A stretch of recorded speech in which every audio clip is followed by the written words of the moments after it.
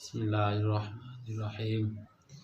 कल अक़रबु युरज्जहून बिकुल बिदरजति आनि औलाहुम बिल मीरासि जुज़ अल मय्यिति अयिल बनून सुम्मा बनूहुम व इन सफ़लू सुम्मा अस्लुहु अयिल अबू सुम्मा अल जद्दु अबुल अबी व इन अला सुम्मा जुज़ु अबीही अयिल इख़्वतु सुम्मा बनूहुम व इन सफ़लू सुम्मा जुज़ु जद्दिही अयिल अअमामी सुम्मा बनूहुम व इन सफ़लू सुम्मा युरज्जहून बिक़ुव्वतिल क़राबति यानी बिही अन्ना ज़ल क़राबतैनि औला मिन ज़ी क़राबतिन वाहिदतिन ज़करन काना औ उन्सा लिक़ौलिही अलैहिस्सलामु अन्ना आयाना बनिल उम्मियत वारसूना दूना बनिल अल्लाति कल आखि लिअबिन व उम्मिन अविल उख्ति लिअबिन व उम्मिन इज़ा सारत असबतम मिनल बिन्ति औला मिनल आखि लिअबिन वल उख्ति लिअबिन व इब्नुल आखि लिअबिन व उम्मिन औला मिन इब्निल आखि लिअबिन व कज़ालिकल हुक्मु फ़ी अअमामिल मय्यिति सुम्मा फ़ी अअमामि अबीही सुम्मा फ़ी अअमामि जद्दिही। बिस्मिल्लाहिर्रहमानिर्रहीम। इससे क़बल मुसन्निफ़ रहिमहुल्लाह ने अस्बाब नफ्सिही की 4 किस्में बयान फरमाई थीं। जुज़उल मय्यित, अस्लुल मय्यित, जुज़उ अबिल मय्यित और जुज़उ जद्दिल मय्यित। ये 4 किस्में बयान फरमाई थी। अब मुसन्निफ़ रहिमहुल्लाह अपने कौल अल अक़रबु फल अक़रब से एक ज़ाबिता बयान फरमा रहे हैं, एक कायदा बयान फरमा रहे हैं। लेकिन इस कायदा से क़बल जो है वो बतौर तमहीद 2 मुक़द्दमे समझें। मुक़द्दमा ऊला ये है कि अस्बाब नफ्सिही की जो 4 किस्में हैं, उन 4 किस्मों में से मय्यत के सबसे जो ज़्यादा करीब है वो किस्म अव्वल यानी जुज़उल मय्यत है। क्या है? जुज़उल मय्यत है। जुज़उल मय्यत जो है ये मय्यत के सबसे ज़्यादा क्या है? करीब है। इसका दर्जा सबसे ज़्यादा है मय्यत के यहाँ है। दर्जा के एतबार से सबसे ज़्यादा करीब मय्यत की यही जुज़उल मय्यत है, यही जुज़उल मय्यत है। और इस जुज़उल मय्यत के अंदर जो है मय्यत के बेटे, पोते, पड़पोते नीचे तक सब दाखिल हैं, नीचे तक सब दाखिल हैं। और इस किस्म अव्वल के बाद मय्यत के जो सबसे ज़्यादा करीब है वो किस्म सानी है। वो किस्म सानी है यानी अस्लुल मय्यत। क्या है? अस्लुल मय्यत। अस्लुल मय्यत ये दर्जा के एतबार से दूसरे नंबर पर आ गई। क्या आ गई? दूसरे नंबर पर आ गई। पहले नंबर पर किस्म अव्वल है और दूसरे नंबर पर क्या है? किस्म सानी है, अस्लुल मय्यत है। अस्लुल मय्यत के अंदर जो है वो मय्यत का बाप, दादा, पड़दादा ऊपर तक सब दाखिल हैं, सब दाखिल। और फिर तीसरा जो नंबर है वो है किस्म सालिस का। किस्म सालिस का अस्बाब नफ्सिही की 4 किस्मों में से जो तीसरी किस्म है, जो तीसरी किस्म है जुज़उ अबिल मय्यत। जुज़उ अबिल मय्यत पहली 2 किस्मों के बाद मय्यत के सबसे ज़्यादा करीब यही तीसरी किस्म है, यही तीसरी किस्म है। इसके अंदर जो है वो मय्यत के ऐनी या अल्लाती जो भाई होते हैं, ऐनी या अल्लाती जो भाई होते हैं वो हैं। और भाइयों की जो मुज़क्कर औलाद है वो है ये भतीजे। क्या है? भतीजे। फिर उस भतीजों के जो मुज़क्कर औलाद है नीचे तक वो हैं। भतीजों की जो मुज़क्कर औलाद है नीचे तक वो है। और उसके बाद मय्यत के जो ज़्यादा करीब हैं वो हैं जुज़उ जद्दिल मय्यत। जुज़उ जद्दिल मय्यत जिसके अंदर जो है वो मय्यत के चच्चे ताओं की मुज़क्कर औलाद और उन मुज़क्कर औलाद की आगे मुज़क्कर औलाद नीचे तक सब शामिल है। ठीक है जी। ये है जी तमहीद का पहला मुक़द्दमा।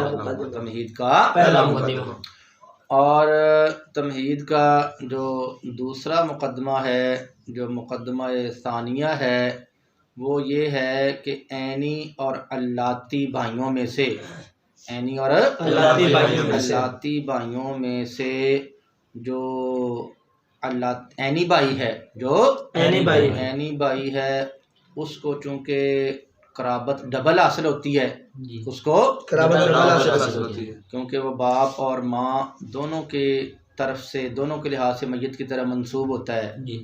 और जो अल्लाती भाई होता है उसको एक कराबत होती है, उसको एक कराबत मय्यत के साथ एक कराबत होती है, तो सिर्फ बाप की तरफ से मय्यत की तरफ मंसूब है। ठीक है ना जी। तो लिहाजा ऐनी और अल्लाती भाई, ऐनी और अल्लाती भाई, मय्यत के ऐनी और अल्लाती भाई जो हैं, अगरचे ये दर्जा के एतबार से तो क्या हैं, बराबर हैं, लेकिन ये कराबत में बराबर नहीं है। ये कराबत में बराबर, दोनों कराबत में बराबर नहीं है, बल्कि जो ऐनी भाई है वो अल्लाती भाई की बनिस्बत कराबत के अंदर कवी और मजबूत है। वो अल्लाती भाई से कराबत में क्या है, कवी और मजबूत है, कि उसको 2 कराबतें हासिल हैं, ऐनी भाई को 2 कराबतें हासिल हैं, और जो अल्लाती भाई है उसको एक कराबत हासिल है। तो ऐनी और अल्लाती भाई अगरचे दर्जा में बराबर हैं, लेकिन ये कराबत में बराबर नहीं है। ऐनी भाई को अल्लाती भाई पर कराबत में कुव्वत हासिल है, कराबत के अंदर कुव्वत हासिल है।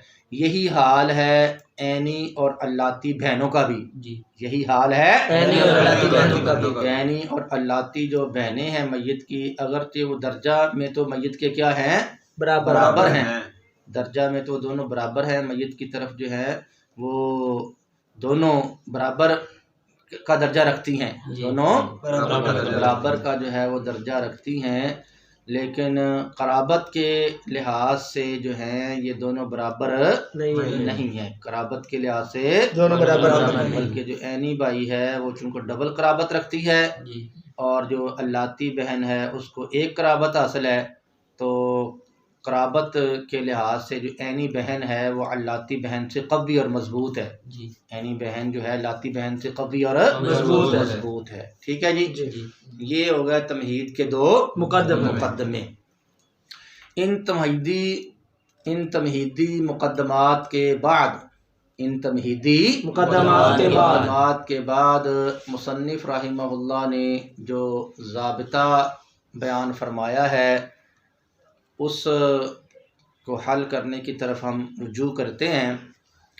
तो भाई ये बात ज़हन नशीन रखें कि अगर कोई शख्स जो है वो फौत होता है और वो अस्बाब नफ्सिही की 4 किस्मों में से तमाम किस्में या उनमें से जो बाज़ किस्में हैं वो छोड़ता है, कोई शख्स जो है वो फौत हो जाता है और उसके वरसा में से जो वारिस हैं उनका ताल्लुक़ अस्बाब नफ्सिही की तमाम किस्मों से है, अस्बाब नफ्सिही की तमाम किस्मों से है, या अस्बाब नफ्सिही की बाज़ किस्मों से है। ठीक है जी। तो इस सूरत के अंदर जो अस्बाब बनेगा तो वो शख्स जो है वो अस्बाब बनेगा जो दर्जा के एतबार से मय्यत के सबसे ज़्यादा करीब होगा, जो दर्जा के एतबार से मय्यत के सबसे ज़्यादा करीब होगा। जो दर्जा के एतबार से दूर होगा तो करीब वाले के होते हुए दूर वाला जो है वह अस्बाब नहीं बनेगा, दूर वाला अस्बाब नहीं बनेगा। तो मिसाल के तौर पर ये है कि एक शख्स जो है वो फौत हुआ और उसने अपना बेटा, बाप, ऐनी या अल्लाती भाई और चचा छोड़ा। तो इस सूरत के अंदर चूँकि मय्यत की जो है वो औलाद बेटा मौजूद है, मय्यत की औलाद में से बेटा मौजूद है, लिहाजा जो मय्यत का जो बाप है, मय्यत का जो बाप है उसको मिलेगा 6ठा हिस्सा, सुदुस मिलेगा। उसको क्या मिलेगा? सुदुस। उसका जो मुकर्रर हिस्सा है सुदुस वो उसको मिल जाएगा। और जो बाकी माल होगा वो बतौर असबा जो है वो कौन हासिल करेगा? बेटा हासिल कर लेगा, क्योंकि जो बेटा है वो दर्जा के एतबार से मय्यत के सबसे क्या है? ज़्यादा करीब है, सबसे ज़्यादा करीब है। और जो बाकी होंगे भाई और चच्चे वो क्या होंगे? महरूम होंगे, भाई और चच्चे। ठीक है। और अगर कोई शख्स जो है वो फौत होता है और वो अपने वरसा के अंदर जो है अपना बाप, भाई और चच्चा छोड़ता है, बाप, भाई और चच्चा छोड़ता है। और भाइयों से आपको पता ही है कि भाई से मुराद या ऐनी है या लाती है, ये तो आपको पहले के ही पता है, ये बताने की जरूरत नहीं है। अखियाफी भाई तो आपको पता है कि इससे खारिज है, वैसे ही क्या है? खारिज है। तो ठीक है, तो ऐनी या अल्लाती भाई छोड़ता है और चच्चा छोड़ता है और चच्चा छोड़ता है। तो इस सूरत में तमहीद के अंदर आपको बयान कर दिया गया है कि जो बाप है वो भाई और चच्चा की बनिस्बत मय्यत के क्या है? ज़्यादा करीब है। क्या है? ज़्यादा करीब है। लिहाजा मिरास का हकदार और असबा बनने का हकदार वही होगा, इसी को सारी मिरास मिल जाएगी। भाई और चच्चे क्या होंगे? महरूम होंगे, भाई और चच्चे महरूम होंगे। और अगर कोई शख्स जो है फौत होता है और अपने वरसा के अंदर वो भाई और चच्चे छोड़ता है, भाई और चच्चे छोड़ता है, तो इस सूरत के अंदर भाई चूँकि चच्चों की बनिस्बत क्या है? मय्यत के ज़्यादा करीब हैं, जैसा कि तमहीद में बयान हो चुका है। इसलिए फिर जो भाई हैं वही असबा बनेंगे, वही वारिस बनेंगे, और चच्चा क्या होंगे? महरूम होंगे, चच्चा महरूम होंगे। ठीक है। और उसके बाद जो अगली बात काबिल तवज्जो है वो ये है कि अगर कोई शख्स जो है वो सिर्फ़ और सिर्फ मज़कूरा 4 किस्मों में से एक किस्म से ताल्लुक़ रखने वाले अफराद छोड़ता है, मज़कूरा 4 किस्मों में से एक किस्म से ताल्लुक़ रखने वाले अफराद छोड़ता है, तो इस सूरत के अंदर देखा जाएगा, इस सूरत के अंदर देखा जाएगा कि अगर वो एक किस्म से ताल्लुक़ रखने वाले जो अफराद हैं वो दर्जा में भी क्या हैं? बराबर, दर्जा में भी बराबर हैं, और क़राबत के अंदर भी क्या हैं? बराबर हैं। अगर वो दर्जा के अंदर भी बराबर हुए और क़राबत के अंदर भी क्या हुए? बराबर हुए, तो फिर सब के सब जो हैं वो वारिस बनेंगे, सब असबा बनेंगे। सब क्या बनेंगे? असबा बनेंगे और बराबर का हिस्सा पाएंगे। और क्या होगा? बराबर का हिस्सा पाएंगे। मिसाल के तौर पर एक शख्स जो है वो अपने चंद बेटे छोड़कर फौत हो जाता है, क्या है? चंद बेटे छोड़कर फौत हो जाता है, या चंद जो है वो ऐनी या लाती भाई छोड़कर फौत हो जाता है, या फिर चंद चच्चे छोड़कर फौत हो जाता है, चंद चच्चे छोड़कर फौत हो जाता है। तो ठीक है, तो अगर वो चंद बेटे छोड़कर फौत हुआ है तो सारे बेटे क्या बनेंगे? सब बेटे असबा बनेंगे और बराबर का हिस्सा पाएंगे। और अगर चंद भाई छोड़कर फौत हुआ है, चंद भाई छोड़ या लाती भाई चंद छोड़कर फौत हुआ है, सब भाई क्या बनेंगे? असबा बनेंगे और बराबर का हिस्सा लेंगे। और अगर वो चंद चच्चे छोड़कर फौत होता है तो इस सूरत के अंदर वो जो चच्चे होंगे वो भी क्या होंगे? असबा बनेंगे और जो है वो बराबर का हिस्सा हासिल करेंगे। तो ठीक है। और अगर वो रसा में से छोड़ता तो है एक किस्म से ताल्लुक़ रखने वाले अफराद, अपने वरसा में छोड़ता तो है एक किस्म से ताल्लुक़ रखने वाले अफराद, लेकिन वो दर्जा के अंदर जो हैं वो बराबर नहीं हैं। दर्जा के अंदर बराबर नहीं है, तो इस सूरत के अंदर भी जो मय्यत के दर्जा में क्या होगा? ज़्यादा करीब होगा, वो असबा बनेगा, वो असबा बनेगा, और दूसरे जो हैं वो असबा नहीं बनेंगे, दूसरे असबा नहीं बनेंगे। और ठीक है, मिसाल के तौर पर कोई शख्स जो है वो फौत होता है और वो अपना बेटा और पोता छोड़ता है, बेटा और पोता छोड़ता है, या फिर पोता और पड़पोता छोड़ देता है, जी ठीक है। अब ज़ाहिर बात है ये एक किस्म से ताल्लुक़ रखने वाले अफराद ही हैं। जी। ये क्या है? एक ही किस्म से ताल्लुक़ रखने वाले अफराद। सब जुज़ुल मय्यत के अंदर शामिल है ना जी। सब क्या है? जुज़ुल मय्यत के अंदर शामिल है। मय्यत के अंदर शामिल है। लिहाजा बेटा चूँकि दर्जा के एतबार से मय्यत के सबसे ज़्यादा करीब है, दर्जा के एतबार से सबसे ज़्यादा करीब है, ठीक है। लिहाजा बेटे और पोते पे पोता छोड़ने की सूरत में बेटा असबाब बनेगा और पोता क्या होगा? महरूम होगा। पोता महरूम होगा। और पोते और पड़पोते के छोड़ने की सूरत में जो पोता है वो चूंकि पड़पोते की बनिस्बत क्या है? ज़्यादा करीब है, इसलिए फिर पोता क्या होगा? वो असबाब बनेगा, वो वारिस बनेगा, और जो है पड़पोता वो क्या होगा? महरूम। ठीक है। और अगर कोई शख्स जो है वो बाप और दादा छोड़कर फौत होता है, बाप और दादा छोड़कर फौत होता है, तो ज़ाहिर बात है आप जानते हैं ये भी एक किस्म से ताल्लुक़ रखते हैं, ये दोनों भी एक ही किस्म से ताल्लुक़ रखते हैं, असलुल मय्यत से, असलुल मय्यत से, ठीक है। लेकिन इन दोनों में से जो बाप है वो दादा की बनिस्बत मय्यत के क्या है? ज़्यादा करीब है। लिहाजा बाप और दादा के छोड़ने की सूरत में बाप जो है वो क्या बनेगा? असबाब बनेगा, वो औला होगा, और जो दादा होगा वो क्या होगा? महरूम होगा। दादा क्या बनेगा? तो ठीक है। और अगर कोई शख्स जो है वो अपने अल्लाती या ऐनी भाई छोड़ता है, ऐनी या अल्लाती जो है वो भाई छोड़ देता है, और साथ अपने भतीजे भी छोड़ देता है, साथ क्या करता है? भतीजे भी छोड़ देता है, भतीजे भी छोड़ देता है। ज़ाहिर बात है ये भी क्या रखते हैं? एक किस्म से ताल्लुक़ रखते हैं।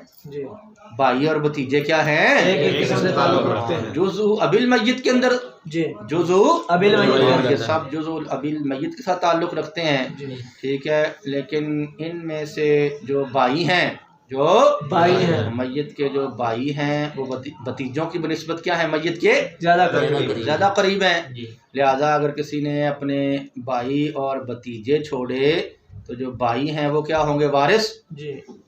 भाई वारिस बनेंगे, और भाई वारिस बनेंगे, और जो भतीजे होंगे वो क्या होंगे? महरूम होंगे। क्या होंगे? इसी तरह आप चच्चों को भी समझ लें। क्या करें? अगर कोई शख्स जो है वो फौत हो जाता है अपने चच्चे छोड़कर, और चच्चों की मुज़क्कर औलाद छोड़कर फौत होता है, चूँकि जो चच्चे हैं वो मुज़क्कर और उनके मुज़क्कर औलाद की बनिस्बत क्या है? मय्यत के ज़्यादा करीब है, ज़्यादा करीब हैं। लिहाजा अगर किसी ने अपने चच्चे और चच्चों की मुज़क्कर औलाद छोड़ी है तो फिर कौन वारिस होंगे? चच्चे वारिस होंगे, वही असबा बनेंगे। उनकी जो मुज़क्कर औलाद है वो महरूम होगी, वो असबा नहीं बनेगी। ये बात समझ आ गई है? उसके बाद ये है अभी अगर कोई शख्स फौत होता है और अपने वरासा के अंदर वो एक किस्म से ताल्लुक़ रखने वाले अफराद छोड़ता है, एक किस्म से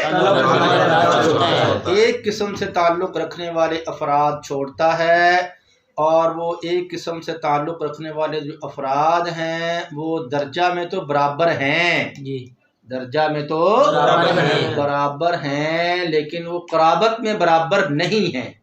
क़राबत में वो बराबर नहीं है। एक को जो है वो दूसरे की बनिस्बत मजबूत क़राबत हासिल है, एक को दूसरे की बनिस्बत मजबूत क़राबत हासिल है। एक जो है वो डबल क़राबत वाला है और एक क़राबत वाला है, एक डबल क़राबत वाला है और एक दोहरी क़राबत वाला है और एक क़राबत वाला है। तो फिर जो है जिसको दो क़राबतें हासिल होंगी, जिसको दो क़राबतें हासिल होंगी, वो एक क़राबत वाली से जो है वो मुक़द्दम होगा। जिसको क्या हो गया? दो क़राबतें हासिल होंगी, एक क़राबत वाली से क्या होगा? मुक़द्दम होगा। उसको एक दो क़राबत वालों को एक क़राबत वालों पर तरजीह दी जाएगी। दो क़राबत वालों को तरजीह दी जाएगी? तरजीह दी जाएगी। अब वो जो दो क़राबतें रखने वाला है, जो दो क़राबतें रखने वाला है, वो मुज़क्कर भी हो सकता है और मुअन्नस भी हो सकती है। वो क्या है? बहरहाल जिसको जो है वो कराबत के अंदर कुव्वत हासिल होगी, जिसको 2 कराबतें हासिल होंगी, खा वो मर्द हो या वो औरत हो, वो एक कराबत वाले पर मुकद्दम होगा। वो क्या होगा? एक कराबत वाले पर मुकद्दम होगा। उससे वो औला होगा, उससे वो औला होगा। ठीक है। इस पर जो दलील है कि 2 कराबत वाला जो है, जिसको कराबत के अंदर कुव्वत हासिल हो, जो 2 कराबतों वाला हो, वो एक कराबत वाले पर औला होता है। इसकी मिसाल नबी अकरम नूर मुजस्सम सल्लल्लाहु अलैहि वसल्लम का इरशाद पाक है, जिसका मफहूम ये है, इन्ना आयाना बनिल उम्मी यतवारसूना दूना बनिल अल्लात।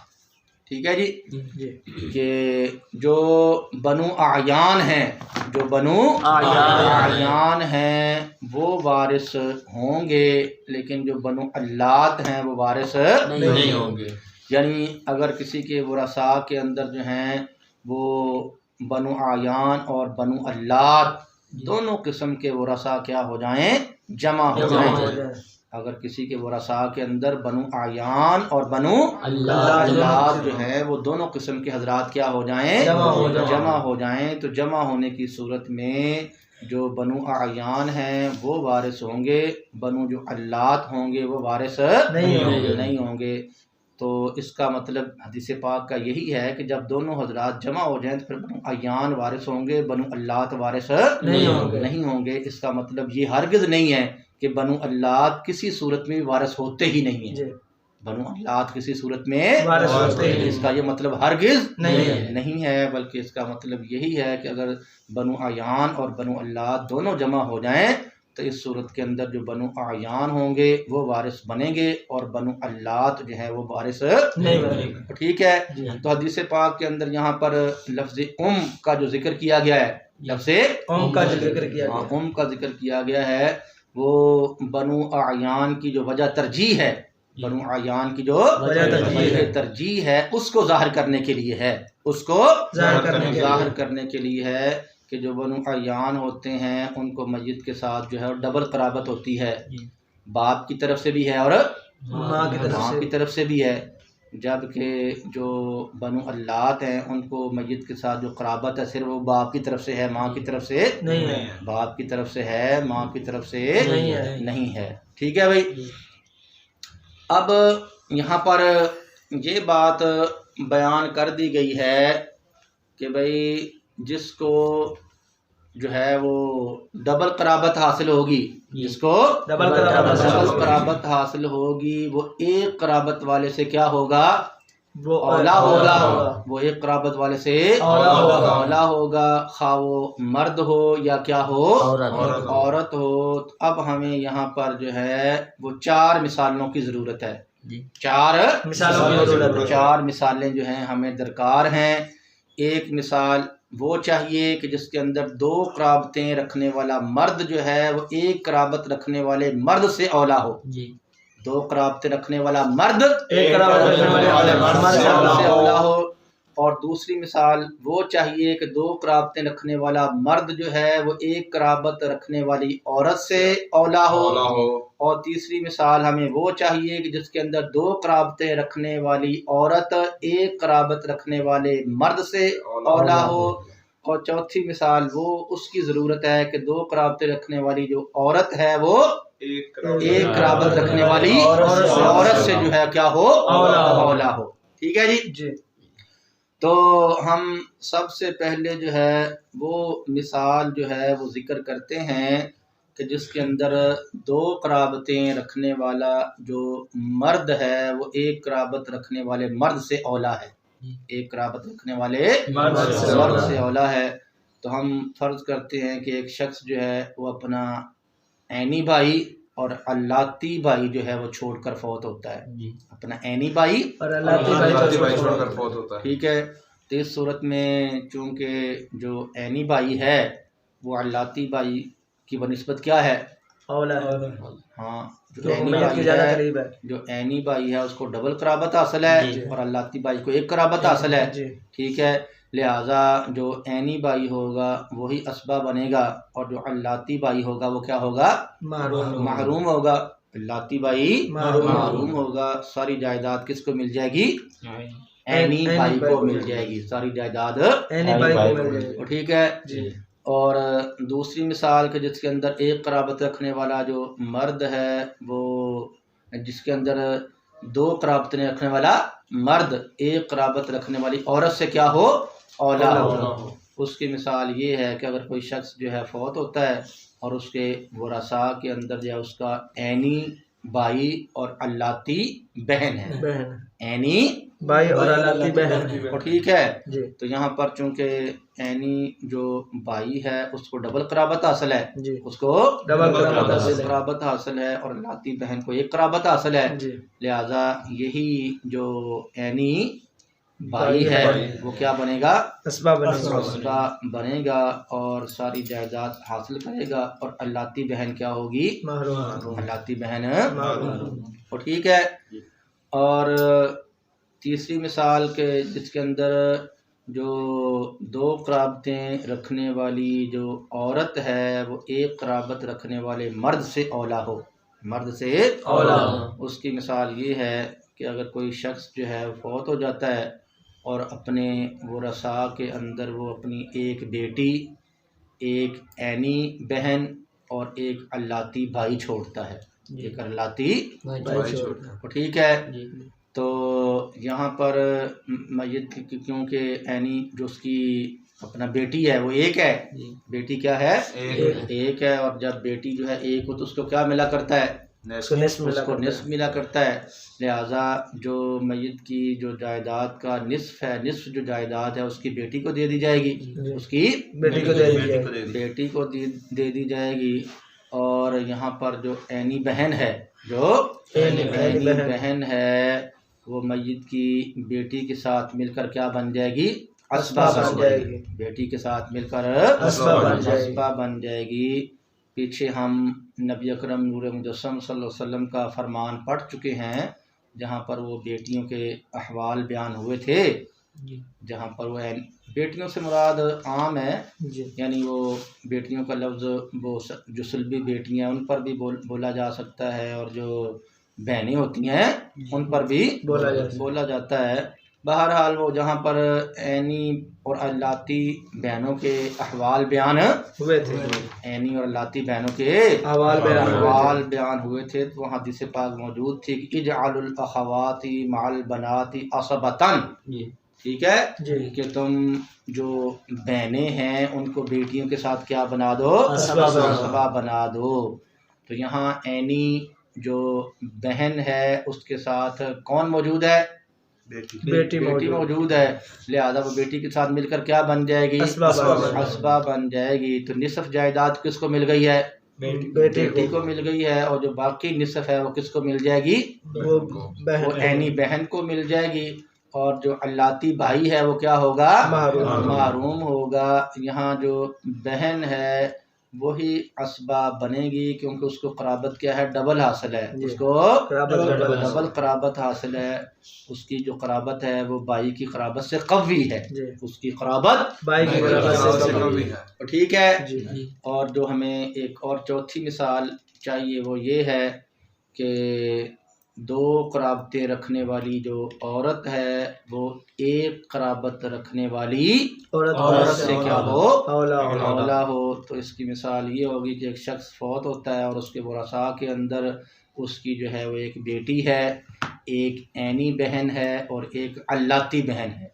क्या है, ऐनी बहन और अल्लाती बहन, तो ठीक है। तो अब बेटी एक है उसको निसफ मिल जाएगा और ऐनी बहन बेटी के साथ मिलकर क्या बन जाएगी, असबा बन जाएगी। तो बाकी जो निस्फ जायदाद होगी वो क्या मिल जाएगी, वो ऐनी बहन को मिल जाएगी, वो ऐनी बहन को मिल जाएगी। और अल्लाती बहन जो है क्या हो जाएगी, महरूम होगी। यहाँ ऐनी बहन असबा बनेगी, जो अल्लाती बहन है वो असबा नहीं बनेगी क्योंकि ऐनी बहन को डबल कराबत हासिल है, उसकी कराबत अल्लाती बहन की कराबत से कवी और मजबूत है, कवी और मजबूत है। और ये कायदा बयान हो चुका है, कायदा बयान हो चुका है कि जहाँ पर जो है वो जिसकी क़राबत क्या होगी, डबल होगी, जिसकी क़राबत कवी और मजबूत होगी, उसको जो अपना एक क़राबत वाला होगा,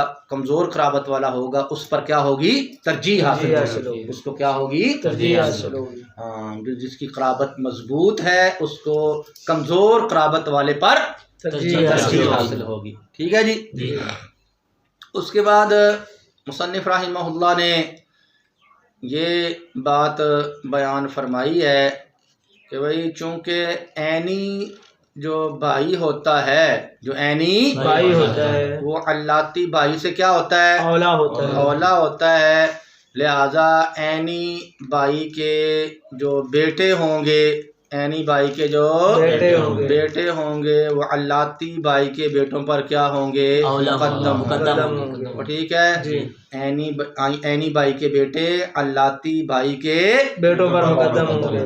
लिहाजा अगर कोई शख्स जो है वो फौत हो जाता है और उसने अपने वरसा के अंदर अपने जो अपना भतीजे हैं, जो भतीजे हैं, वो कौन से भतीजे छोड़े, ऐनी और अल्लाती, ऐनी भतीजे और अल्लाती भतीजे छोड़े हैं, ऐनी भतीजे और अल्लाती भतीजे छोड़े हैं। तो फिर कौन वारिस होंगे, ऐनी भतीजे। हाँ, ऐनी भतीजे वारिस होंगे, अल्लाती भतीजे वारिस नहीं होंगे, क्योंकि इनकी जो क़राबत है वो कवी है, ऐनी की क़राबत जो है वो कवी है। और ठीक है, उसके बाद फरमाया कि जो मय्यत के चच्चे हैं, जो मय्यत के चच्चे हैं, उनका हुक्म भी क्या है, यही है।